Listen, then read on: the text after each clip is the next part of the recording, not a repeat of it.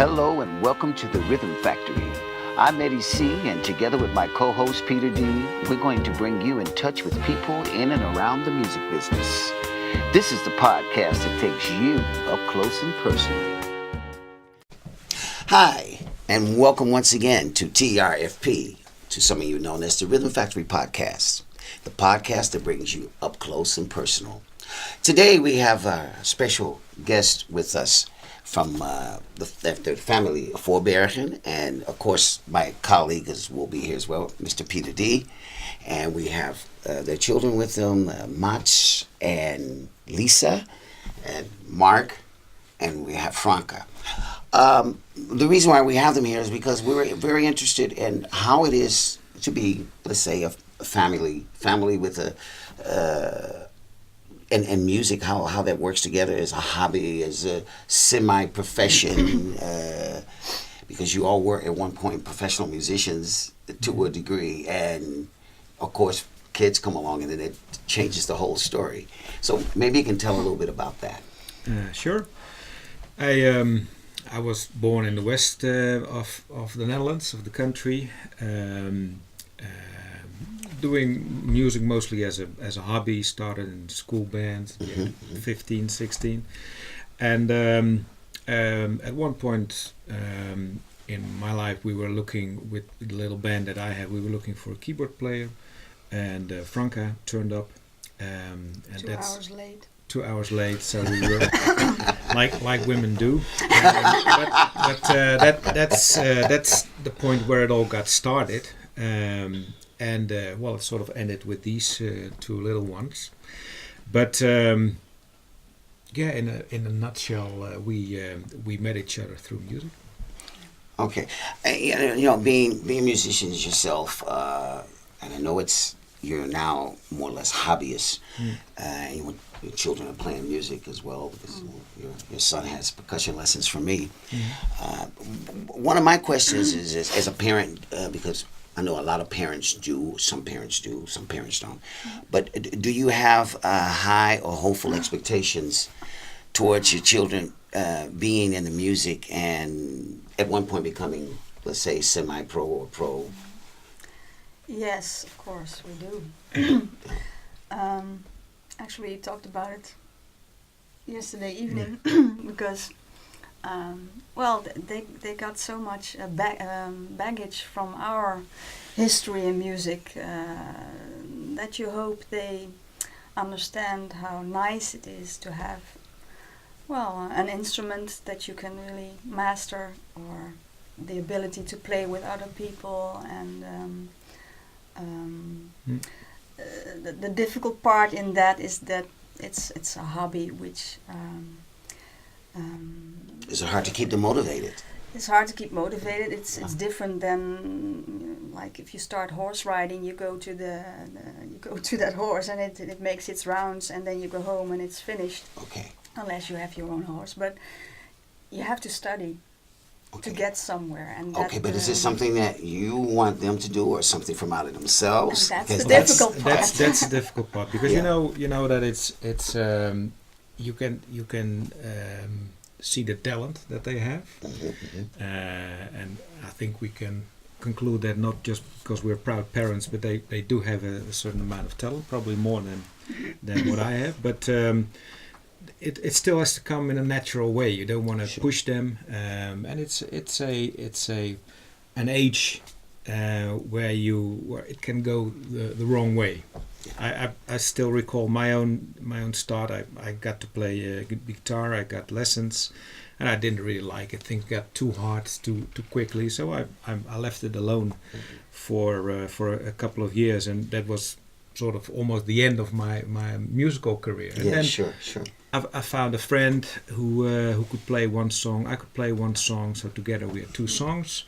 And then it sort of came in a more natural way, and I think that's the way it should come. It shouldn't be because we like it and we understand the joy that music can bring that we want to push them too much.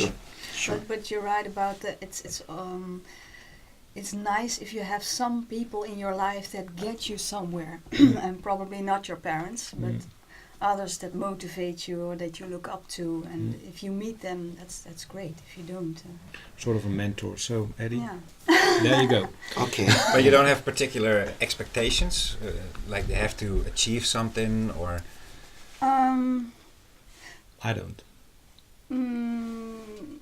No, just that they Not have fun and be stimulated they and don't experience have the to go joy to of the- music, no. basically. not sort of an end goal. No. You want to No. get them somewhere, and that means that by the age of 15 they should be there and all that. It's at some point in the day it has to come from themselves, but you can train them a little bit of discipline, Right. and we can say, well, Eddie's coming over in a couple of days. Did you do enough already? And want to make sure he travels all the way from Belgium. You want to make sure that little hour that he's with us, that he gets everything out of that hour. Sure. Yeah. That's there. So that's all you can do. But it's still a very careful well, balance. I think also that in Holland it's not a real a country where music is a normal thing in upbringing your children. In other countries, maybe it's more pushed, but I mean they have to brush their teeth also, or read books, or it should be integrated more in Well, they should in always life. remain children in the first place. I mean, Absolutely, at least I think so. Yeah. If I look at my own kids, Yeah. that I mean, from my kids as well. They, for all my boys, all started out playing instruments, and one is sort of a DJ, and the other one went in the military. But of course, this had nothing. But his hobby though is building car systems. So so he likes to put these big expensive car systems in the American cars.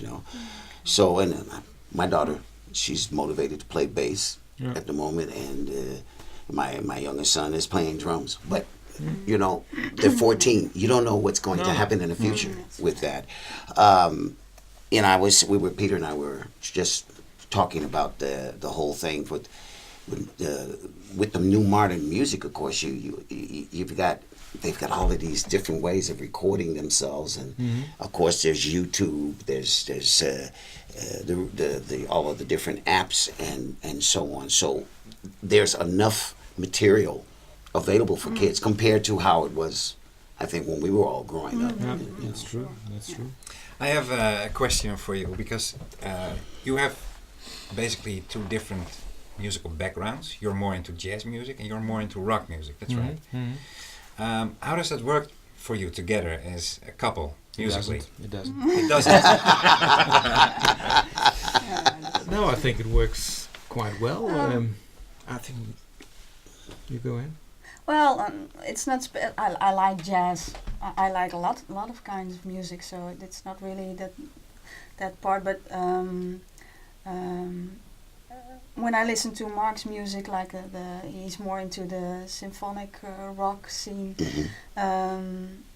There's a lot of overlap. I mean, it's not. Well, I like It's not so good far apart. harmonies, Yeah. and you can find it in any music if you listen carefully. Yeah, I thought about this one for a while, because it is. I still ask myself how I got to love rock, and it took me a while because, but I finally thought, well, it's probably the energy level. There's a high energy level, and that's what I like. But there's energy in any kind of. I always consider the big bands. They're sort of the heavy metal of jazz. I mean, there's so much energy in that kind of stuff. So, and I think over the years things get merged a little bit more than in the old days when everything was in their own little cubicle. And A lot of it has to do with the multimedia. The world has become exactly. smaller via And multimedia. there's plenty of stuff that we both actually like, and I mean her ears. She likes Steely Dan already at the age of 15, 16. Took me until probably 25th until my ears got to that level that you learn to appreciate those kind of harmonies. But there's so much music and bass lines, man. yeah.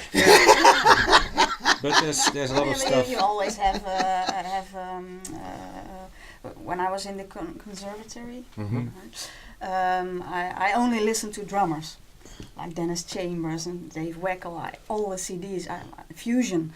And if I listen to it now, I say, please stop. Yeah. It's too much, too many notes. Too But much then I was information. all for that. Right, So right, that's right. gone. Chick Yeah. Corea, I was a big fan, and Yeah. now I hear it and I think, oh yeah, that was were those days. But there's sorry. Yeah, well, I was thinking, because you were in a band together, the Boogie Busters, Yeah. is that right? We're still on. That's a commercial band. Mm. Do you influence each other in the way you perform or in the way you prepare for songs or a gig? I think it just helps that we can We can practice together. rehearse together. The harmony vocals. uh, I never did background vocals until I met Franke, and she's very good at that. So she always gives me one line, and I stick to that line, and she can go around that line anytime, Well, that's great. any way she pleases. Yeah, but on stage we don't really. I mean, I'm not going to wink to him like stop with that solo or whatever. No. No. Do you? But in preparing it just helps if you got someone around the house to just prepare. It stimulates as well, I guess. Yeah. Oh, fantastic.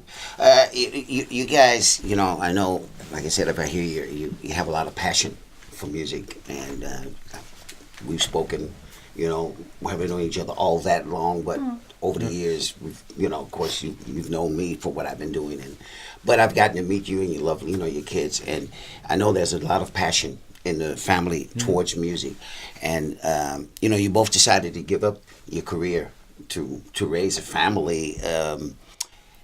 I don't know, do you still have any aspirations or ideas about in the future, because the kids are now, you both are 11 years old? So they're now 11. So maybe by the time they're like you said, 15, 16 years old, who knows, might decide to still make music or do something else. Do you all, either individually or as a couple, have plans to maybe kind of like merge that rock and that jazz influence together to write some original material and maybe even perform with it? We still have sort with or without the kids? No, the moment they're gone, no, we still have a bit of a master plan to conquer the world in music. No, it's not like that. But it's you still have might be ambitions. interesting to write some symphonic kind of CD with jazz influences that nobody has ever done before or whatever. No. There's always, her chemistry works in a different way than mine, and I made a CD once with one of my rock bands, and she contributed a lot of harmony vocals to that, and little things that you start to wonder, well, what if we just have all the time to ourselves? We don't have to worry about money. What's going to happen? And it's still it's a bit of a dream that we may realize. I saw on the in the bio that I read that you think the most beautiful thing is to create something yourself. You were talking about the CD you made with the rock band.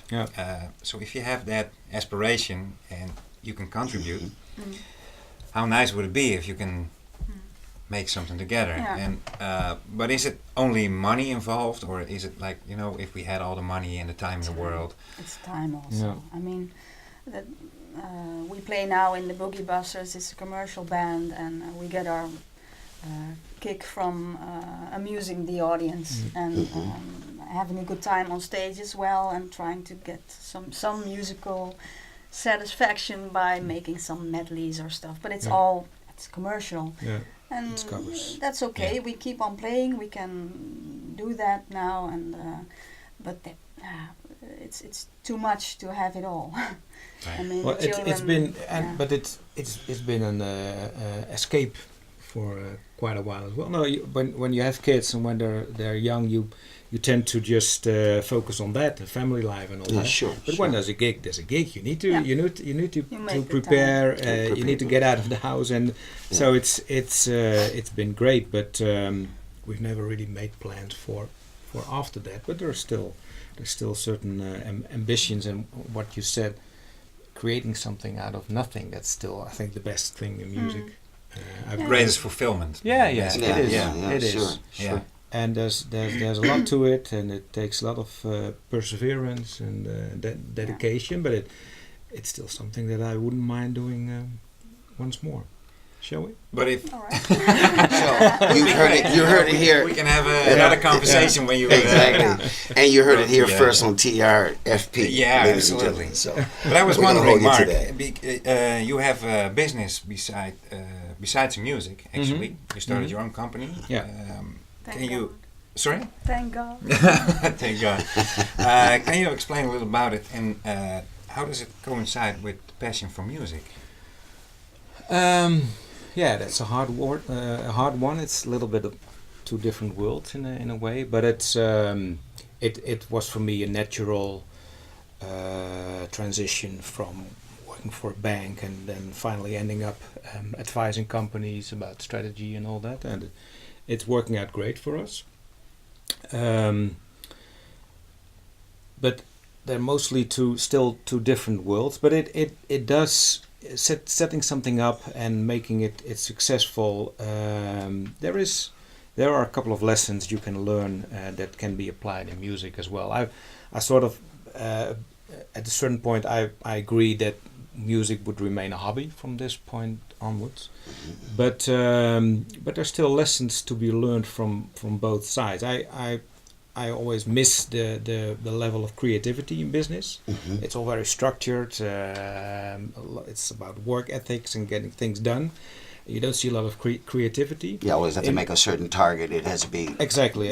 And most people that I work with, they have that kind of dedication. They are structured. They do that, but they lack the creativity. In music, mostly it's the other way around. It's the other way around. Absolutely. There's a lot of creativity, but people, they don't get things done. They're not very structured. They so if you in music, if you can combine those things, you have that creativity and talent, but you also have a certain dedication, and you know where you're heading to, and you know which steps you have to take. I think you can conquer the world, but it's rare that you find that kind of dedication in music. Well, with your, depending on your kids, which direction musically they decide to go, and maybe another hole in the market, managing. Oh, that would be fun. I mean, it starts with talent. If you don't have the talent, it's you don't get anywhere. But it is, even in bands, it's so rare that you find the right balance between talent, creativity, and a bit of business sense. Yeah, hard work, business sense. It's rare that you find. Because you decided to stop completely with work. And now you're just giving private lessons once in a while. I work for a music school like 20 years now, and at home I teach some pupils and I do some. Because you guys got an amazing studio room, which is first time I came to visit, I thought, wow, see this big organ, and I saw it. Well, the organ, that's a touchy point, because when we got married, we bought a house, and I had some savings, and the night I was going to get my savings into the house, I found on the internet the organ I wanted for my whole life. It's a Hammond organ, of course. C3. Yeah. So we bought the organ instead of putting the money into the house. Then there was this buying a bed or break. something. Then we had the organ, and then we said, okay, now we're going to live together for a few years and have a good time and make some music. But so the origin was the organ. The organ was the origin. No, but our children came. I think a month later.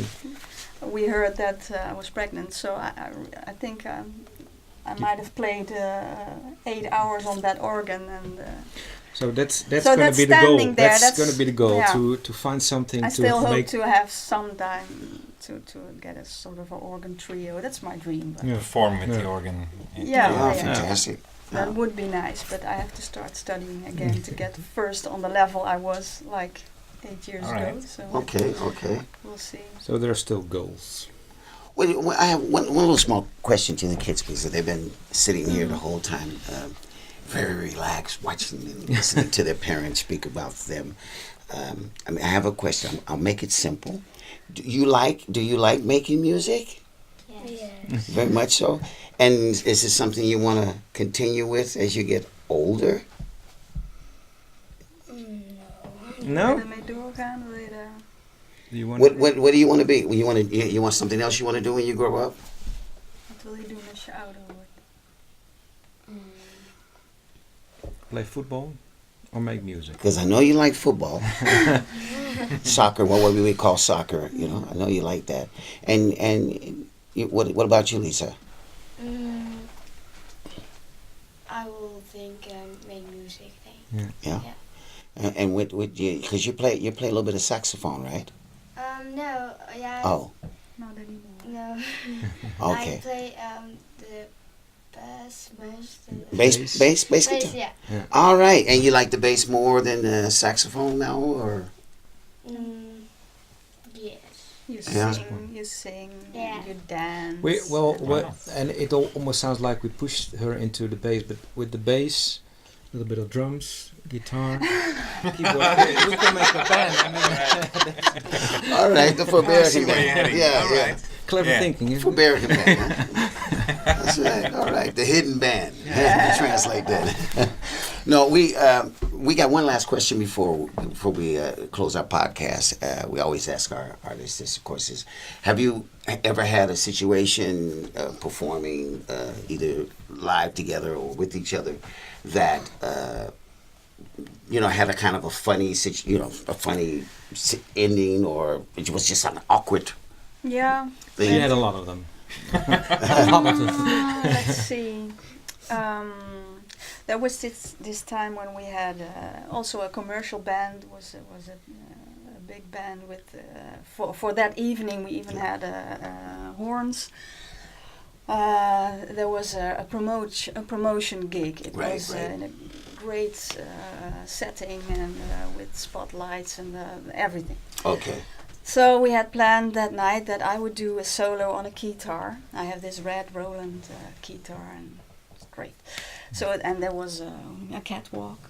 Okay. There was this song where I would go into the catwalk, stand right at the end, and then start my solo. Right. And that was the time when the guitars were a MIDI. So I Right. needed a sound source. Yeah, So there was exactly. this cable between Connected. my guitar and Yeah, which was essential, of course, because there wouldn't be any sound. So I went, and there was a lot of smoke and drum rolls, and I was going to do the solo. And at that point, our singer stood on the cable. Oh, So I started to play, and there was Nothing. sound. no sound. All right. That was what you And call a everyone silent was in solo. Panic. Where's the cable? Horrible. And you never had anything? Yeah, well, we had you always have the usual drunks and addicts and all that go stumbling on your guitar pedals and all that. But one of the funny things was also with the commercial band. We were always playing party Yeah. music. So a lot of Mhm. dance stuff you can dance to, disco, funk, and Yeah. stuff. So we were already we were somewhere in Twente, and so the east of the country, Yeah. a little bit of a traditional region, and we were already playing for 2 hours, way into the third set probably. Suddenly a guy comes up to me, and that always happens while you're playing. So they want to talk to you while you're Okay, playing. All right. And I could, after a while, I could make out what he was actually saying. He said, "Do you play any party music?" And I said, "Yeah, like what we're playing now." "No, real party music." And I said, "What you mean?" "Well, stuff like Kabouter Plop." And so Kabouter the Plop for your audience. That's the kind of children program, television program. Very silly, but to them that was real party music. Yeah. Oh wow. That kind of stuff. So that was. Yeah. Well, listen, we're gonna round things off. We wanna thank you, Mark and Franca and Mats and Lisa, for coming and joining our show today. Once again, another thank you to my colleague on my right side, Mr. Peter D, our cameraman, Charles and Frank, and also the rest of our crew here at the Sound Factory, Lisa and Ramona and Can hear so many names now. Ramona and Tejais couldn't be with us today. But we want to once again thank you all for tuning into our podcast. And for any information about the Voorbergen family, you can go to our page, which is the Rhythm Factory Podcast on Facebook. Don't forget to click on like and tell your friends to also follow us. You can follow us on YouTube if you type in the Rhythm Factory Podcast. And information about Peter and I are also linked on those pages. That's it for this week, and we'd like to wish you a fantastic week. And sometime in this week, listen to some nice music. If you're with the family, enjoy the music with your family, because that's what it's all about. Take care and see you next time. This was TRFP.